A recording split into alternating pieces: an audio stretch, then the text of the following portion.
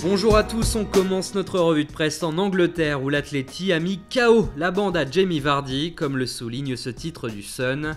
Le champion d'Angleterre a résisté, mais tombe finalement face aux Colchoneros. La presse anglaise salue le courage des Foxes et la fin d'un joli rêve.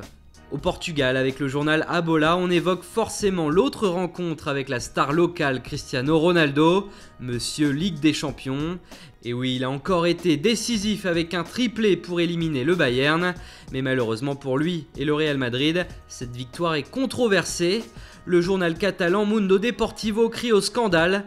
L'expulsion de Vidal et les 2 buts hors jeu de CR7 créent la polémique.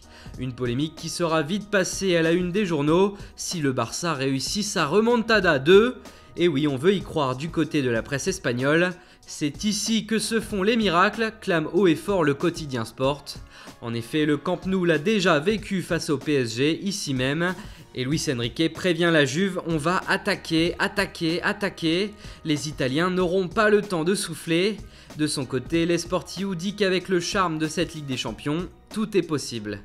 En Italie, c'est aussi cette compétition qui fait la une. D'un côté, le scandale du Real est évoqué, au même titre que la bataille qui attend la Juve. Mais le Corriere dello Sport parle également du mercato d'été, avec un véritable tournant attendu au Milan. Après le rachat du club par de riches investisseurs chinois, on s'attend à beaucoup de folie. Ici, le journal affirme que l'entraîneur Montella veut une attaque de feu composée de Alvaro Morata, Pierre-Emerick Aubameyang et Alexandre Lacazette. Même écho ici dans la Gazzetta dello Sport qui rapporte que le défenseur argentin de Villarreal, Matteo Musacchio, est également visé par les dirigeants rossoneri. Mais encore d'autres pistes évoquées, ici avec Sky Sport, qui ajoute le nom de Corentin Tolisso, un autre Lyonnais après Lacazette, et celui de Nikola Kalinic, l'attaquant de la Fiorentina. Une chose est sûre, au Milan, on prépare une grosse révolution.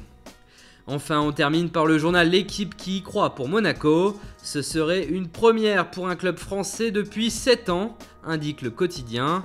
Et dans ses pages intérieures, on parle aussi de l'avenir de Serge Aurier, qui apparemment se verrait bien à Manchester. En effet, d'après le média français, l'Ivoirien discute en ce moment avec les dirigeants des Red Devils, car José Mourinho serait très intéressé. Et si le PSG n'est pas forcément vendeur, on parle tout de même d'une indemnité de transfert de 20 millions d'euros. Voilà, c'est tout pour aujourd'hui. Bonne journée à tous sur Foot Mercato et rendez-vous dès demain matin pour une nouvelle revue de presse.